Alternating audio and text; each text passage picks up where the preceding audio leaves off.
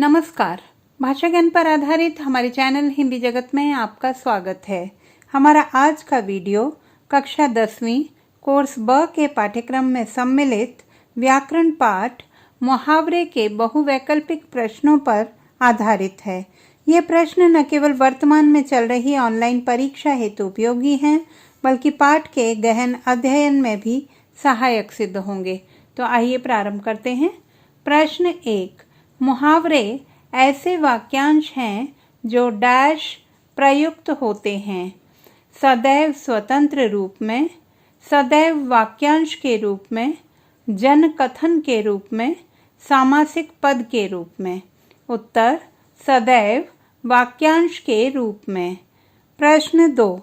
मुहावरे किसे कहते हैं?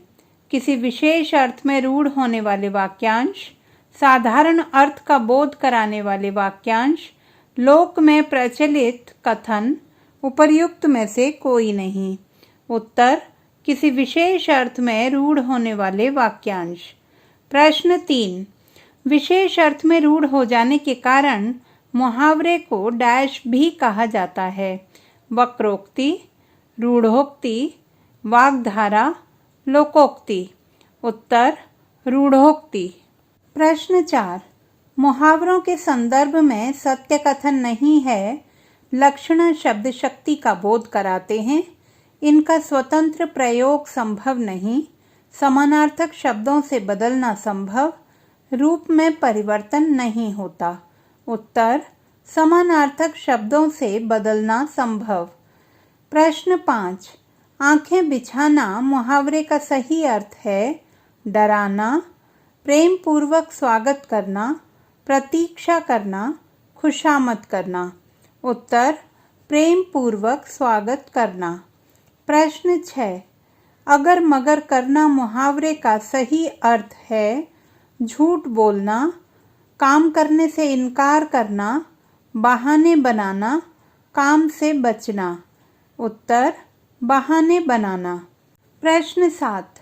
ईर्ष्या से जलना वाक्यांश के लिए उपयुक्त मुहावरा है कलेजे पर सांप लौटना, आंखों में खून उतर आना, कलेजा मुंह को आना, अपना सा मुंह लेकर रह जाना।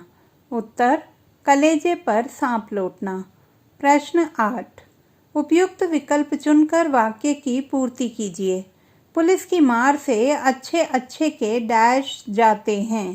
तार तार होना, दांतों पसीना आना, प्राण सूखना, सुध बुध खोना। उत्तर प्राण सूखना। प्रश्न 9। आवाज उठाना मुहावरा का अर्थ है शोर मचाना, विरोध करना, जबरदस्ती गले पड़ना, घमंड में होना। उत्तर विरोध करना। प्रश्न 10।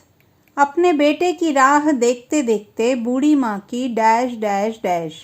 उचित विकल्प चुनकर वाक्य की पूर्ति करें। आंखें चकरा गईं, आंखें चुरा गईं, आंखें पथरा गईं, आंखें चार हो गईं। उत्तर आंखें पथरा गईं। प्रश्न 11। छाती पर मूंग दलना मुहावरे का अर्थ है मुश्किल में पड़ना, बुरी तरह हारना, मूंग की दाल बनाना, अधिक परेशान करना। उत्तर अधिक परेशान करना। प्रश्न 12। दाल न गलना मुहावरे का सही अर्थ है दाल कच्ची रहना, वश न चलना, मुसीबत में आना, तैश में आना। उत्तर वश न चलना। प्रश्न 13। उचित विकल्प चुनकर वाक्य की पूर्ति करें। बालक को करतब करते देखकर सबने डैश डैश तालियां बजा दी, अपने मुंह मियाँ मिट्ठू बन गए, दांतों तले उंगली दबा ली, हाथ पर हाथ धरे रह गए। उत्तर दांतों तले उंगली दबा ली। प्रश्न 14। मीरा कृष्ण प्रेम में अपनी डैश डैश बैठी। उचित विकल्प चुनकर रिक्त स्थान की पूर्ति कीजिए। अंधे के हाथ बटेर लगना, आगे कुआं पीछे खाई, आग बबूला होना, सुध बुध खोना। उत्तर सुध बुध खोना। प्रश्न 15। छोटी बात को बहुत अधिक बढ़ाना वाक्यांश के लिए उचित मुहावरा है। दाल में काला होना, राई का पहाड़ बनाना, रंग में भंग डालना, लोहे के चने चबाना। उत्तर राई का पहाड़ बनाना। प्रश्न 16। दिन भर की मेहनत के बाद मजदूर डैश कर सो गए। अपूर्ण वाक्य की पूर्ति हेतु मुहावरे का उचित विकल्प चुनकर लिखिए। घोड़े बेचकर सोना, घी के दिए जलाना, तिल का ताड़ बनाना, दिन रात एक करना। उत्तर घोड़े बेचकर सोना।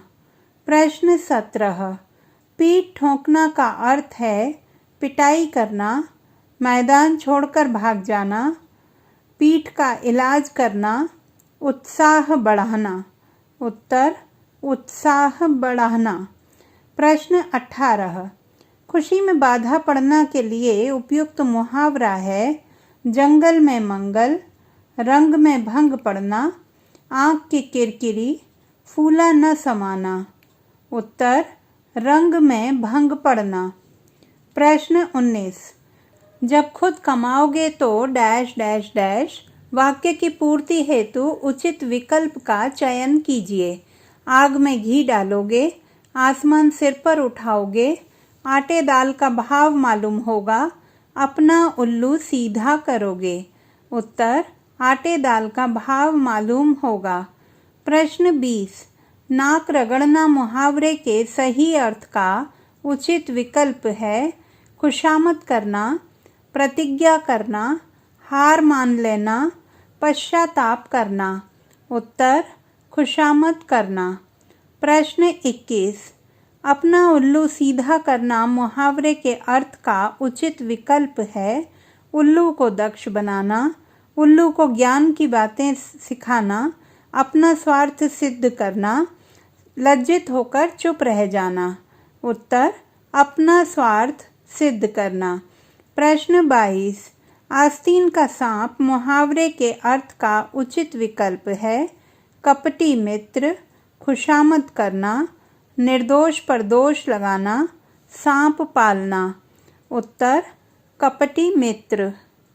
तो बच्चों ये थे व्याकरण पाठ मुहावरे पर आधारित बहुवैकल्पिक प्रश्न।